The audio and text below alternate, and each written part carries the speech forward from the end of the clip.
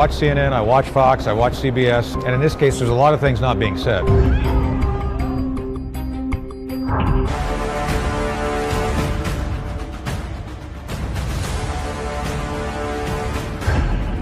This is just the essential nature of Chinese communism.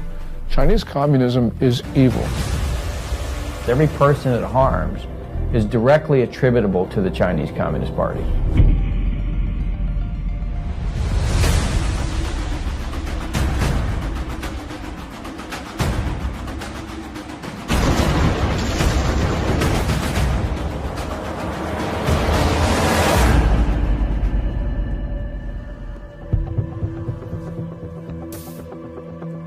I began looking into the origin of the now widely known coronavirus in early February, with its timing amid the Hong Kong protests, the Taiwan elections, and the US-China trade deal. My name is Joshua Phillip. I'm an investigative reporter at the Epoch Times in New York, writing about the Chinese Communist Party's programs of espionage and unconventional warfare for well over a decade.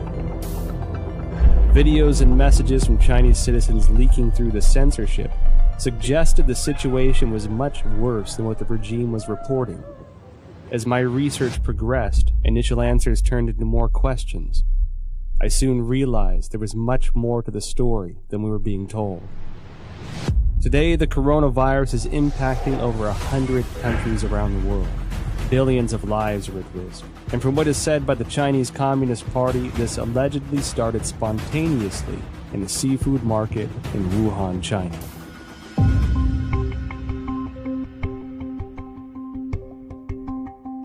Wuhan is the capital of Hubei province, the largest city in central China. Huanan Seafood Market is located in Jianghan district of Wuhan City and is a large, comprehensive market that includes pork and a variety of frozen seafood, flavored spices, as well as some game meats. The first thing that received public attention about the epidemic was an internal notice from the Wuhan Health Commission. There has been a continuous occurrence of pneumonia cases of unknown cause. The notice issued on December 30, 2019, clearly required all medical units to report similar cases of unknown pneumonia.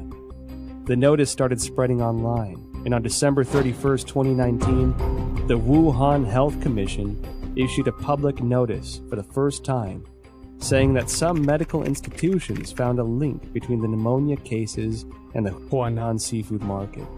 However, the notice pointed out that there was no evidence of obvious human-to-human transmission and no infection among medical personnel. On January 1, 2020, the Huanan Seafood Market posted a notice of closure. This was followed by a thorough cleanup of the market, which as an investigative reporter seemed rushed. Guan Yi, a well-known Hong Kong expert, echoed my concern that the move was like destroying a crime scene. Since then, Wuhan officials have repeatedly said that most cases of pneumonia in Wuhan have a history of exposure to the Huanan seafood market. On January 26, the Institute of Virology of China CDC announced that 33 of the 585 environmental samples from the Huanan seafood market were found to contain the novel coronavirus nucleic acid, and the virus was successfully isolated from the positive culture samples, suggesting that the virus originated from wild animals sold at the market. At this point, Huanan Seafood Market being the source of the epidemic became an official conclusion. A few days later, however, a report from the journal Science published online challenged that story. The report cited a paper in The Lancet, one of the world's top medical journals, and questioned whether Wuhan's novel coronavirus pneumonia could not have originated at the market. The paper, titled Clinical Features of Patients Infected with 2019 Novel Coronavirus in Wuhan, China, was published in The Lancet on January 24.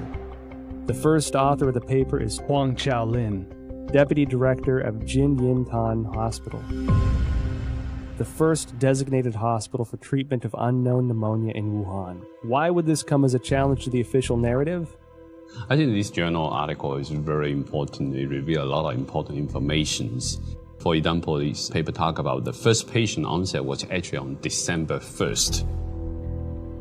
These patients were not related to Huanan Seafood Market.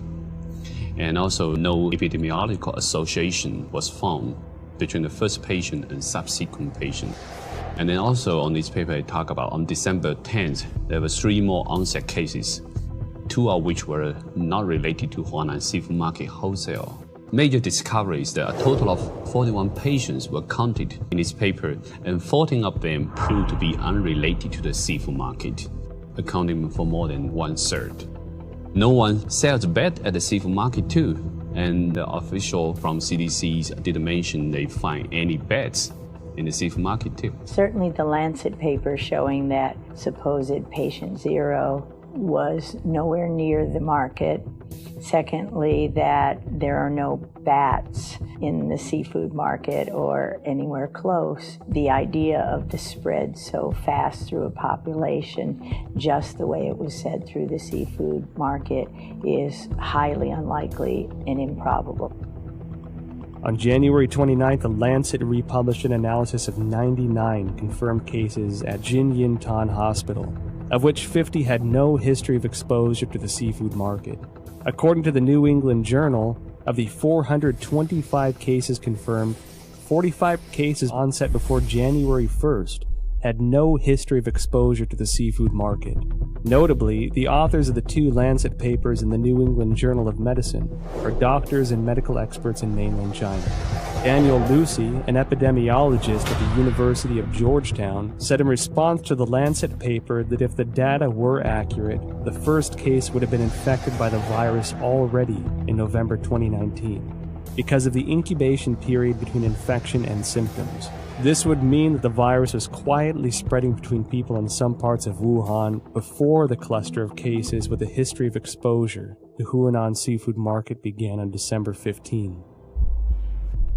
The first expert group from the National Health Commission arrived in Wuhan as early as December 31st, 2019. The expert panel established a set of diagnostic criteria after investigating Jinyintan Hospital of Wuhan that stipulated a history of contact with Huanan seafood market, the person having a fever, and displaying the whole genome sequence. All 3 standards have to be met to confirm a case. This standard was used until a second group of experts, including Zhang Nanshan, arrived in Wuhan on January 18th and made a revision. Why did the panel impose a history of seafood market exposure as a criteria of diagnosis, knowing that at least 1/3 of the cases were unrelated to the seafood market? They clearly know about 14 patients not related to Huanan seafood market at all. That clearly means another source of outbreak. I think somehow this could be a malfeasance or somewhat intentionally cover up some important source of infection. It can go a long way to covering up the actual source. By imposing a false place and you're not looking at the actual victims, then you're only allowed to find your keys under the light post. The numbers that we're getting from China about new infections and deaths are highly suspicious. We know that Beijing, for 6 weeks in December and January, suppressed information of the epidemic. And then when they officially acknowledged it on January 20, they then started a campaign of suppression of information. We know that because the central leading group that was announced on January 26 has a 9-person roster, and it's very heavy with propaganda officials. Indeed, the vice chairman of the group is the Communist Party's propaganda czar. It appears that the party's main goal here is suppression of information, controlling the narrative. That's more important to them than actually ending the epidemic. I was in China when SARS happened, and we were evacuated, and it was exact same thing. There's no transparency. They tried as long as they could to cover it up until finally it was just like with the coronavirus, they could no longer cover it up, and then they proceeded to act. I mean, I think from my perception back then, their response to it is exactly the same.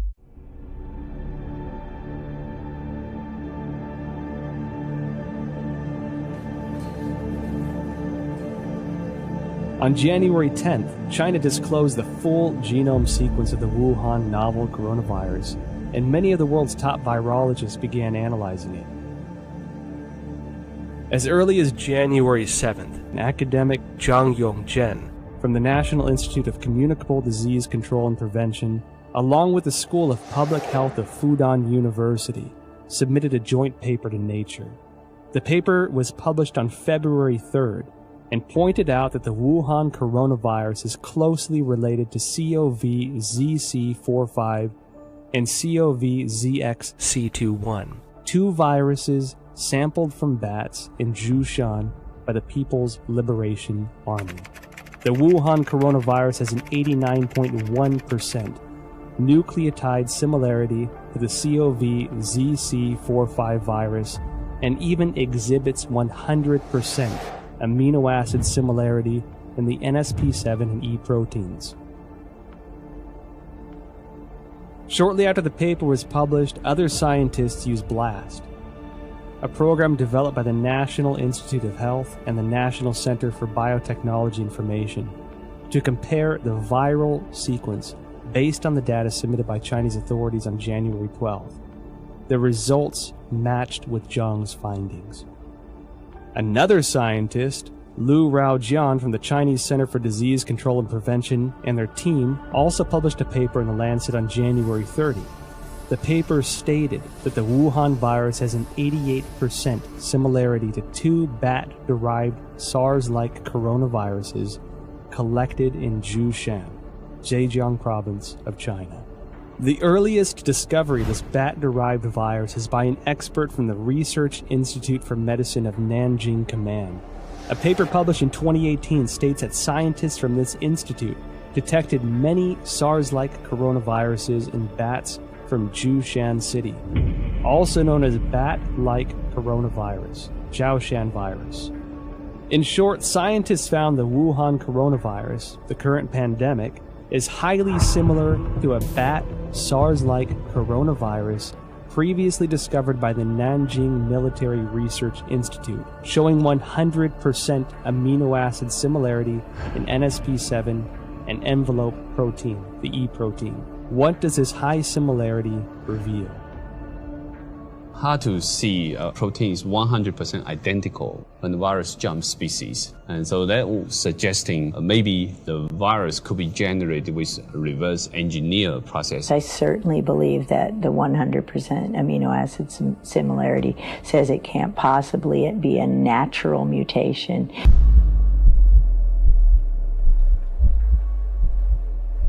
On January 21st, researchers from the Institut Pasteur, Shanghai, Chinese Academy of Sciences published a paper in Science China Life Sciences that mentioned an important phenomenon. The sequence of a key part of S protein of Wuhan virus has high homology with the SARS virus.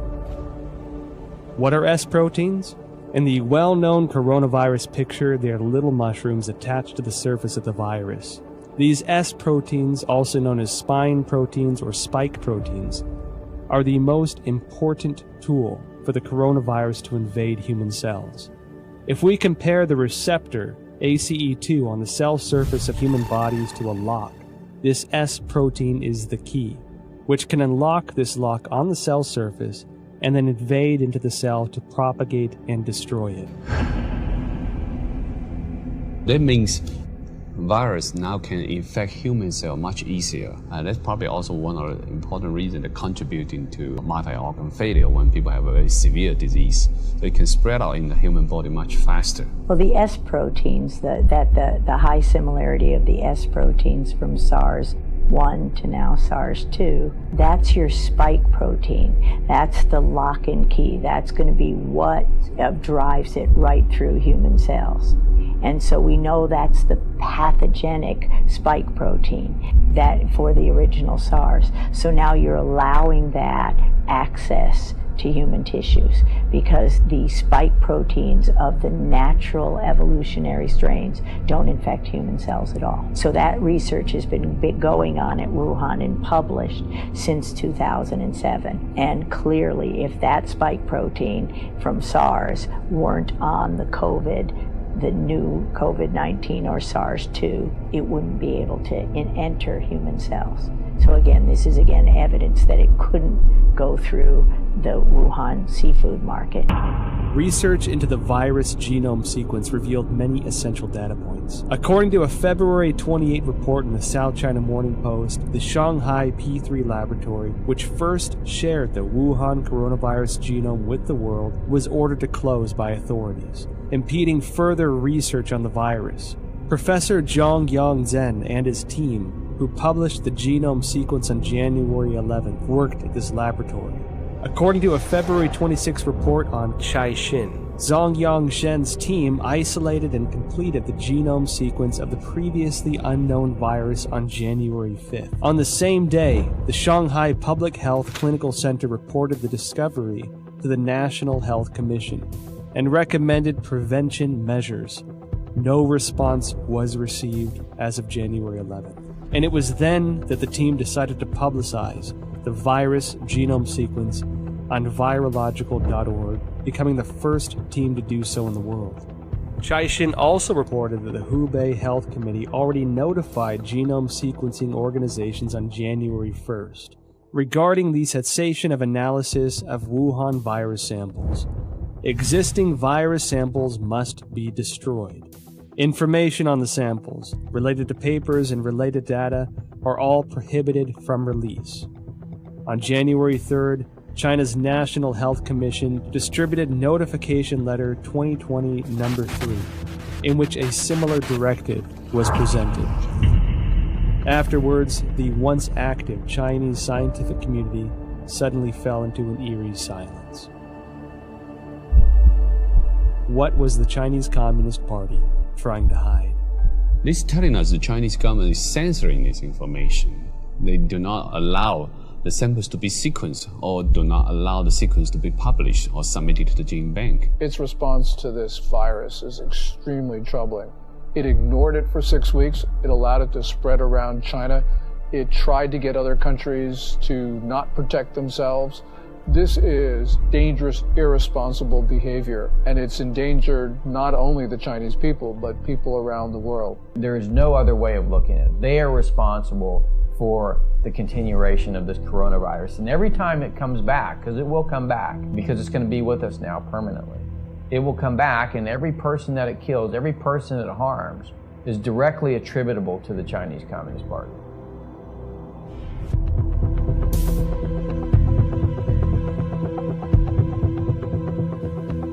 Through investigating the genome sequence, I found it significant that the S protein of the Wuhan coronavirus was critical in its cross-species ability to infect humans. While I was searching for related studies online, one Chinese virologist in particular caught my attention.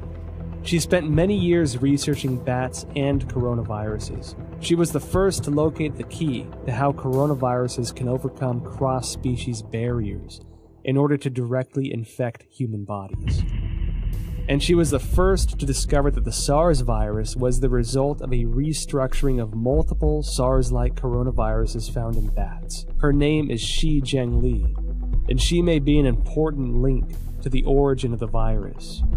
Wikipedia describes Shi Zhengli as a, quote, Chinese virologist and researcher at the Wuhan Institute of Virology, which is part of the Chinese Academy of Sciences.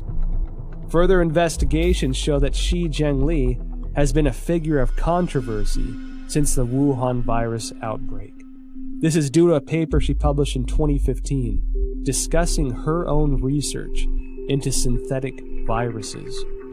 Caixin, a media company with ties to the Chinese Communist Party, interviewed Shi Zhengli in an attempt to refute these rumors. Dr. Zhengli, she is one of the top experts in China studying about coronavirus in Wuhan Institute of Virology. She has so many publications from collecting, identify bad coronavirus from bad caves. Her lab had these capacities and very sophisticated capacity to generate mutations to make it best fit in human expression as well. Delving further into related information, I discovered that Shi Zhengli published not one, but 4 papers in total, each of which contains important information. Since the SARS outbreak in 2003, Shi Zhengli has been conducting research on coronaviruses. From 2010 onward, the focus of Shi and her team was redirected to identifying the capacity for coronavirus transmission across species, specifically putting the spotlight on the S protein of the coronaviruses. In other words, her team's research in the Wuhan lab has been looking into the part that can make coronaviruses transmittable to humans. In June 2010, a team including Shi Zhengli published a paper. It describes research to understand the susceptibility of angiotensin converting enzyme 2 ACE2 proteins of different bat species to the S protein of the SARS virus. In the experiments, they also modified key amino acid convents to mutate the bat's ACE2 to examine compatibility with the SARS S protein. This paper demonstrated their awareness of the special relationship between the S protein and the ACE2 receptor. It also signified that Shi had unearthed the passageway for coronaviruses into human bodies. In October 2013, Shi and her team published a paper in the authoritative science journal Nature. They claimed a breakthrough in coronavirus research. What was their breakthrough? They successfully isolated 3 viruses from bats, one of which had an S protein that integrated with human ACE2 receptors. This effectively demonstrated the human infection of SARS-like viruses to humans without the need of an intermediary host. Then, in November 2015, Shi and her team at the Wuhan lab once again published a paper, this time in the British journal Nature Medicine. They discussed the creation of a synthetic virus, a self-replicating chimeric virus. This virus had the SARS virus as the framework, with the key S protein replaced by the one they had found in a bat coronavirus she mentioned in her 2013 paper. This new virus demonstrated a powerful ability for cross-species infection. The mice infected with this synthetic virus revealed severe lung damage with no cure.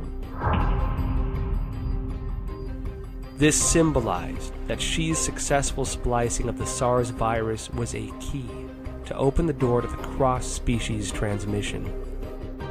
What is startling is that these successful experiments on mice were only the tip of the iceberg. They planned to further experiment on primates. Although Shi Zhengli did not indicate any conclusion from this research, her move to research on primates suggests this was to more closely simulate the infection of humans with this new synthetic virus. This wasn't done without controversy, however. Shi's experiments quickly triggered widespread debates from the academic community. Simon Wayne Hobson of the Pasteur Institute in France expressed deep concerns. He told Nature, if the new virus escaped, nobody could predict the trajectory. Propagation could happen anywhere. His statement is exactly what's happening, that the virus is everywhere. Additional studies very strongly support the idea that this new coronavirus came from a recombination event. However, this did not terminate Shi's research. On November 14, 2018, Shi Zhengli spoke at the School of Life Sciences and Biotechnology at Shanghai Jiaotong University. The topic was bat coronavirus and its cross-species infection. Reports of this event have since been deleted from the university website. I discovered 2 more significant pieces of information regarding the dangers of the research conducted by Shi Zhengli's team. First, on October 16, 2014, the Obama administration, wary of the potential threats to public health from the gain-of-function GOF research into SARS, MERS, or influenza, announced through the National Institute of Health that it was suspending funding into similar research. The funding pause included Shi Zhengli's research project, Genetic Engineering of SARS-like Coronavirus in Bats, a collaborative effort with Dr. Ralph Barrick, a virologist at the University of North Carolina. Second, after the Wuhan outbreak, Indian researchers compared the S protein sequence between 2019 nCoV and SARS. They discovered that 2019 nCoV had 4 new sequences inserted, all of which can be found in HIV sequences through a search on GenBank. Shi Zhengli discredited those observations, although she never denied the existence of the 4 inserted sequences. However, scientists probing GenBank found that there were only 3 viruses containing all sequences. The first is the HIV virus itself. The second is a bat coronavirus discovered by Shi. And the third is this new Wuhan coronavirus. We've done this kind of work for now 40 years for me. There's the sequence analysis and comparison of the virus of the SARS-2 COVID-19 apparently has genes that come from other human and other species, including some envelope, the GP41 from HIV. What is the HIV's GP41? The answer I found online describes GP41 as a protein of HIV that acts as the key to infecting human bodies, resulting in the functional failure of the immune system. If the discovery by Judy and her colleagues are established, it would mean that the infectious part of the Wuhan virus, the S protein, incorporated the sequence of the HIV key protein. This made me think of the immunodeficiency symptoms in people infected. They were doing research on a human transmittable coronavirus that was actually published in a paper. So this is research that they actually published. They were working on developing a coronavirus for the human host, which, leads you to question, why would you be creating a coronavirus that can infect humans? What would be the purpose of that research? Is it for a weapon? Is it so that you can then create a vaccine that you are the sole recipient of the profits from? The Chinese have full access to our databases. They have full access to all that research that comes out. They have full access to all our universities to train their scientists. And they have full access to our scientists, like was, with the recent indictment of the head of the chemistry department at Harvard. I mean, this is the 1,000 Talents program. Tens of thousands of the world's most brightest people in all of these different areas that are going to China to help them with their programs. And all of these programs, as you know, have a dual use capability. Beijing's attacks on the United States, which have occurred for weeks and weeks, are really worrying.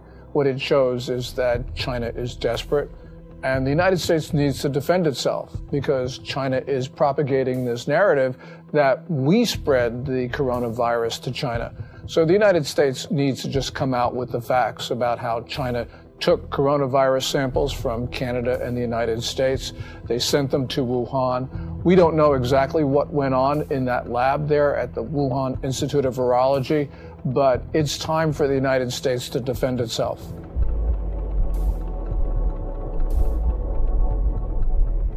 January 23rd, 2020. The Wuhan virus exploded. While Wuhan announced the lockdown of the city, Shi Zhengli and her team released a paper stating that the Wuhan coronavirus was of probable bat origin. This was published in Nature on February 3rd. The paper indicated that the Wuhan virus utilized the same key as SARS to gain entry into the human body. She also announced the 2019 nCoV genome sequence was 96.2% consistent with a bat coronavirus originating in Yunnan, China, called RATG13, signaling a natural source of the Wuhan virus. However, Shi Zhengli's natural origin assertion was doubtful. The outbreak occurred in Wuhan, the same location as the P4 laboratory where Shi was based, and which housed highly similar viruses. Common sense would lead the government to first inspect the P4 laboratory for any leakage incident and potential safety concerns. Instead, they shifted public attention from the P4 laboratory to the South China seafood wholesale market that sold no bats, and designated it as the origin of the disease. At the same time, authorities sealed off all virus samples, prevented international experts from joining the investigation, and used national television to slander doctors such as Li Wenliang, who disclosed the outbreak for spreading rumors. If the Wuhan virus indeed emerged naturally, why would the CCP need to censor relevant news or block investigations? Could the Wuhan P4 laboratory have its secrets? Virus samples and genome sequences may be the exact ingredients we need to find our answers. When I first heard of the coronavirus, I was deeply concerned. Almost every disease that starts in China begins in Guangdong province, the province that surrounds Hong Kong, in the south. But Wuhan is in the central portion of the country. And so this was extremely unusual. It's not a conspiracy theory to think that the coronavirus came from the Wuhan lab. We don't know at this point. And until we know, the theory about the lab origin is certainly something that we should consider. I noticed that after the outbreak, the Wuhan Institute of Virology kept strangely quiet. Under normal circumstances, as the nation's highest level of virology research institute, it should be the first one to actively respond when the entire country is working around the clock, attempting to control a disease like this. One that so closely fits the type of viruses its scientists were researching. In contrast, the Institute had a highly visible demonstration on CCTV of their efforts to detect and prevent the outbreak of virus V in pigs of Guangdong in 2018. It should be noted that the Wuhan Institute displayed a series of abnormal events since the start of 2020. January 2nd, an email from the Director General of the Institute to all internal staff was circulated.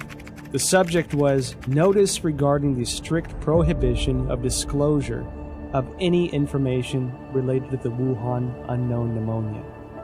National Health Commission clearly mandates that all detection, empirical data, results, and conclusions related to this outbreak cannot be published on self-media or social media, nor disclosed to any media, including state media, or collaborative organizations, including any technical services companies.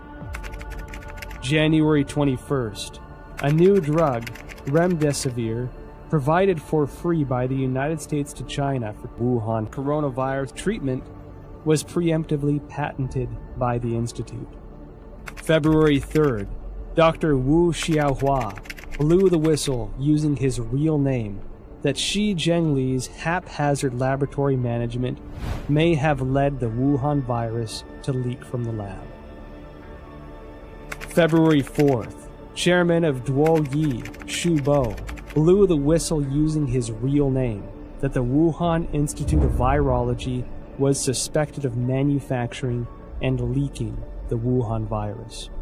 February 7th, top biochemical weapon expert of the People's Liberation Army, Chen Wei, officially assumed control over Wuhan Institute of Virology's P4 laboratory. February 14, Chinese leader Xi Jinping called for the inclusion of biosecurity into China's national security framework and to accelerate the introduction of a biosecurity law. February 15, the Institute refuted widely spread rumors on Chinese social media that a female graduate, Huang Yanling, was patient zero and had perished.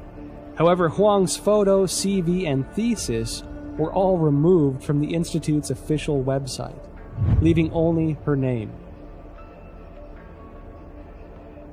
February 17, Institute researcher Chen Chuanjiao blew the whistle using her real name that Director General of the Institute, Wang Yanyi, was suspected of leaking the virus.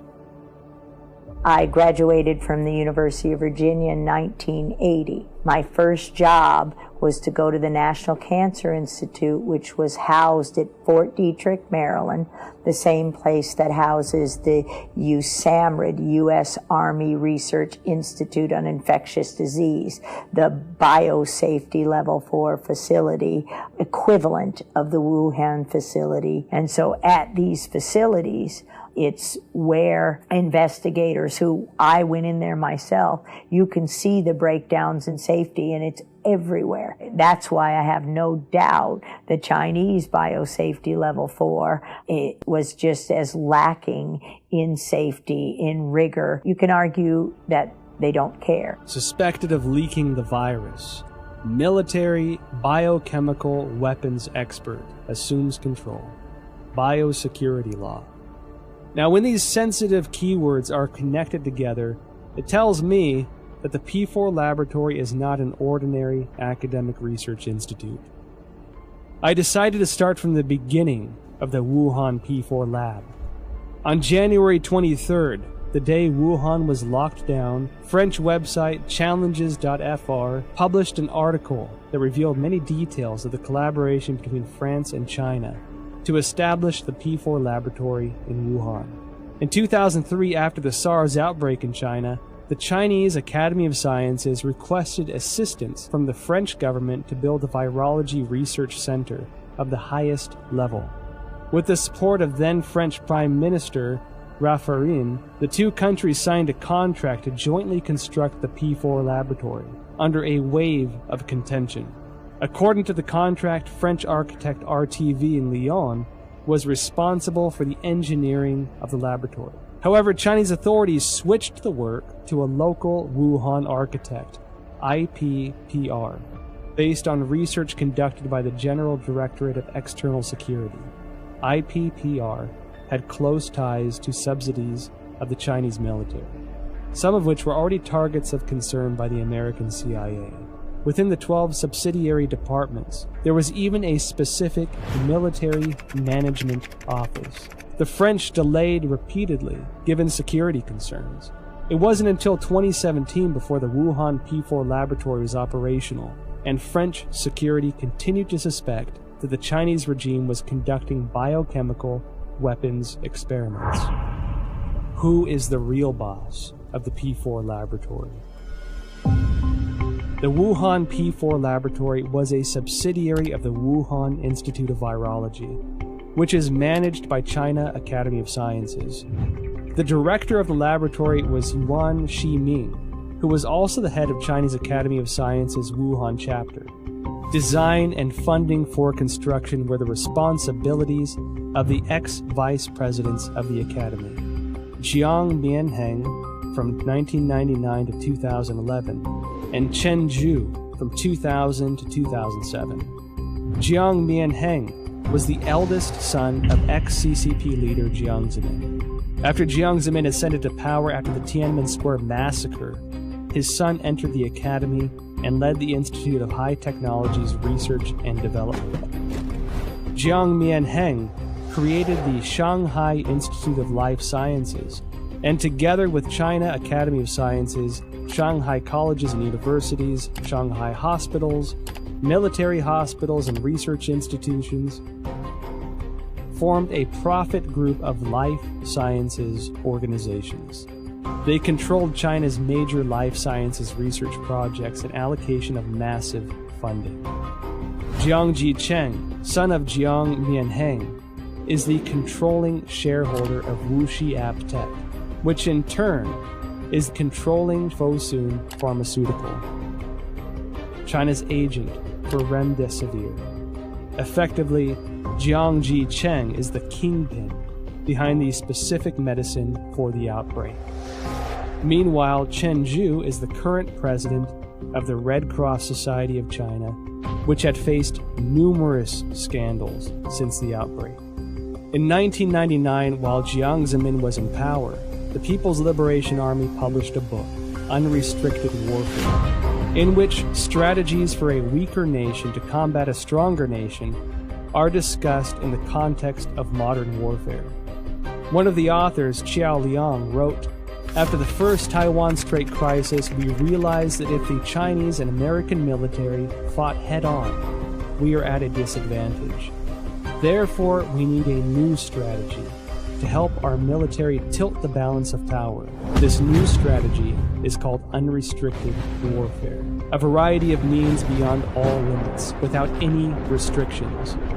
It could be military-related, including guerrilla warfare, terrorism, biochemical warfare, or it could be non-military related, such as drug trafficking, poisoning, environmental destruction, and computer virus dissemination." Israeli expert in biological warfare and former intelligence officer Danny Shoham published a paper in 2015 in India's Journal of Defense Studies. He pointed out that China will not miss, skip, or abandon any highly advanced technology, especially military-related technology. The article noted that China had 12 facilities related to the Ministry of National Defense and 30 subsidiary facilities of the PLA participating in the research, development, manufacturing, testing, or storage of biological weapons. The Federation of American Scientists indicated similar concerns in an evaluation report. The organization believed that the CCP possessed advanced chemical warfare projects, including research, development, manufacturing, and weaponizing capabilities. The CCP is usually known to have a proactive biological warfare portfolio, including state-funded and sponsored research activities. I believe they have them. I believe they're developing them. I think they want to be the most advanced nation on earth when it comes to biological weapons. The same as I believe that they do forced organ harvesting. The same as I believe that they have concentration camps for Uyghurs. The way I believe that they have systematically killed millions of Falun Gong. It is the same thing, this regime. You can count on it. So Wuhan as an area, I think, is critical by the fact that there's a lot of concern about what China's ambitions are regarding long-term global domination. I'll just say it that. Their military doctrines indicated that they intend to be the dominant political and military force in the Pacific Rim. I've talked to senior members of the Trump administration who have had conversations with the senior Chinese generals, and that's what they basically say. It's in their doctrine, too. So we have to examine this new clue. This is one piece of the, Wuhan, biological warfare. Does this mean something to these other things we're already seeing? Because the Chinese have already kind of stated this is their objective. So I think we have to analyze it through that lens. What does this mean to the larger political narrative of what China wants to do to dominate the region and potentially the world? We don't have to speculate about being at war. Last May, the Communist Party, through People's Daily, carried a piece which said that there was a quote-unquote people's war against the United States. They've declared war on us. We have to respond. There is a war. China's told us there's one.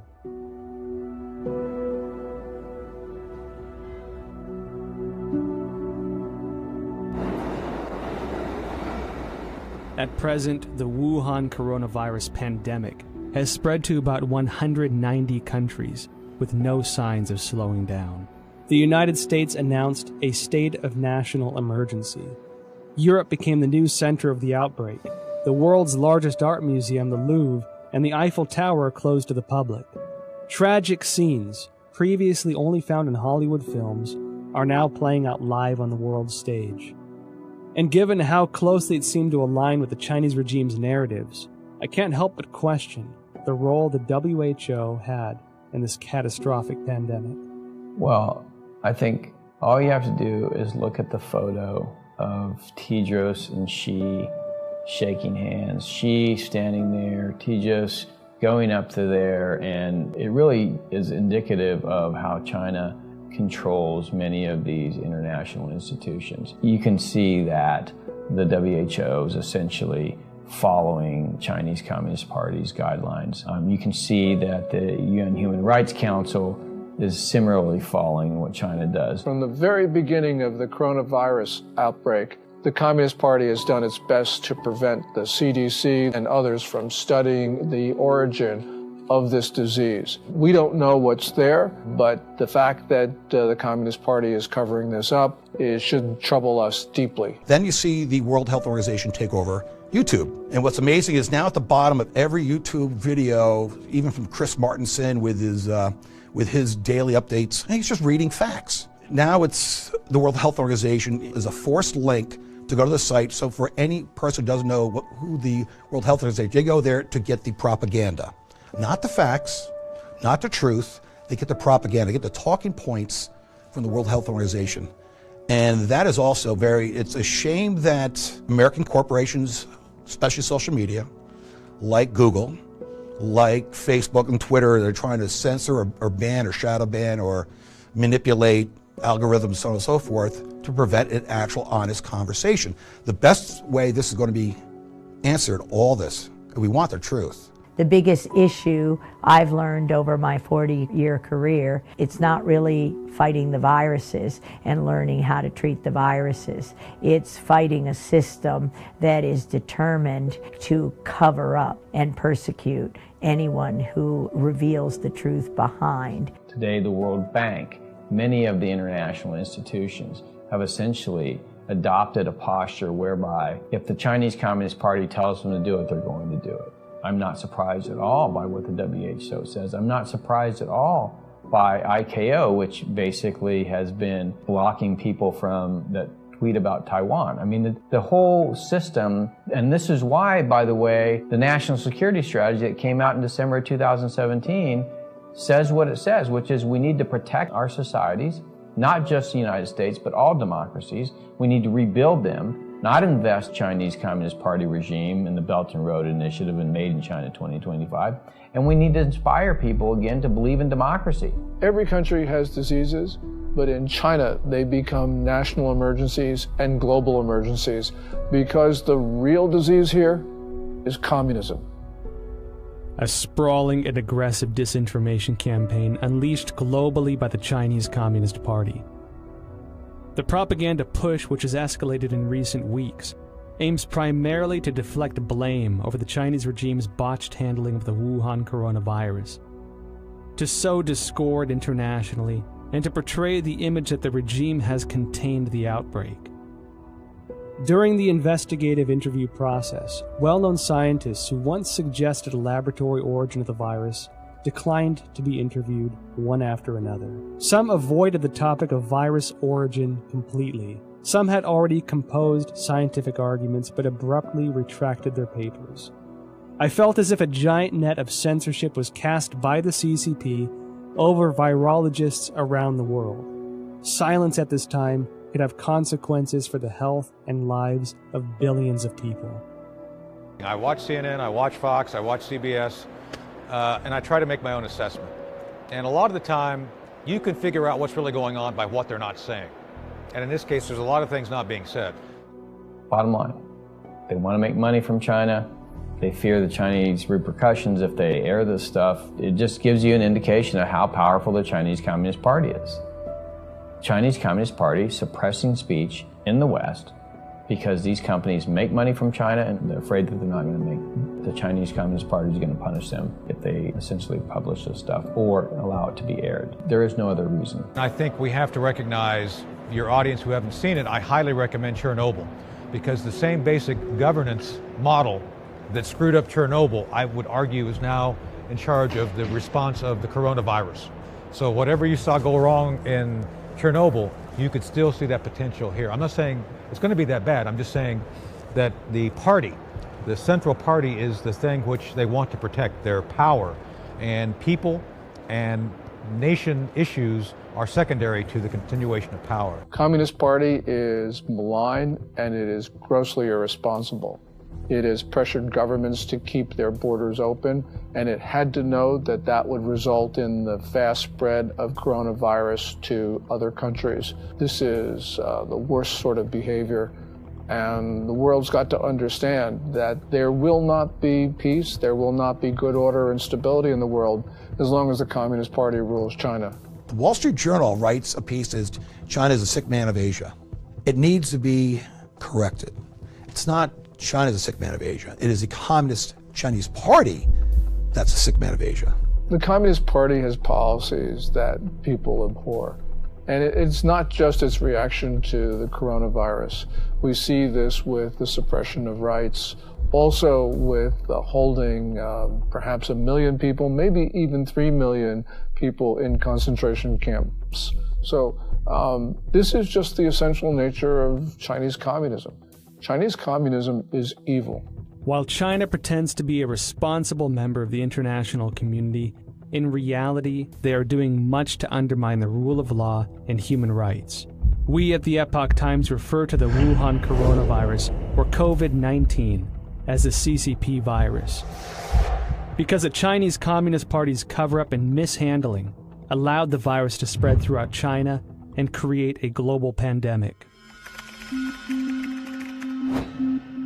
On March 24th, Texas lawyer Larry Klayman filed a complaint in Texas federal court seeking at least $20 trillion from the Chinese government.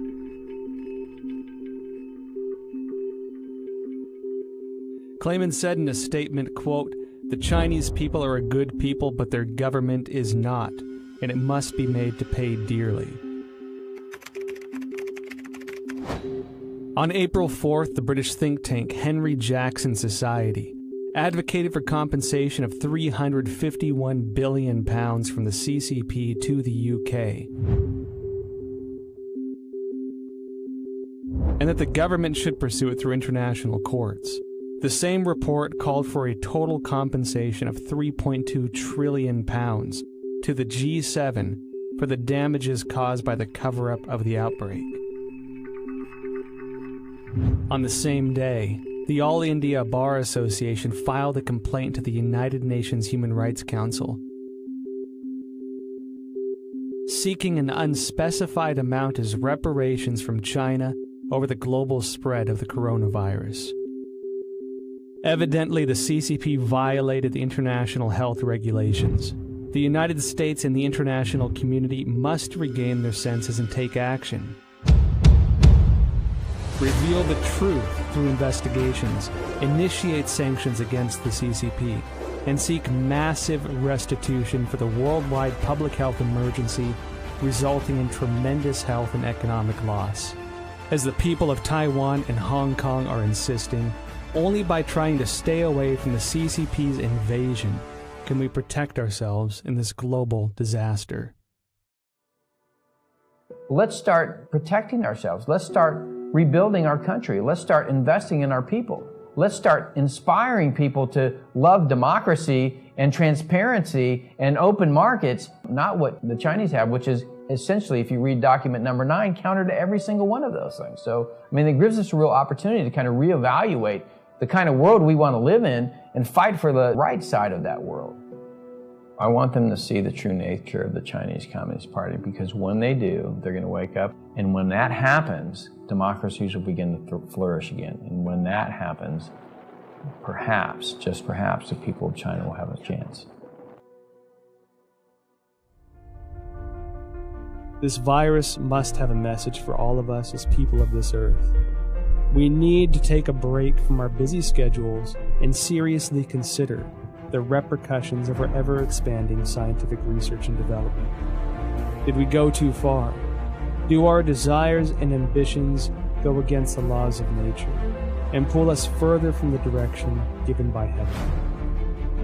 Maybe when this virus lifts, we can again find our traditional values, rediscover kindness and virtue, family and community. I believe that viruses can't survive where hearts have compassion.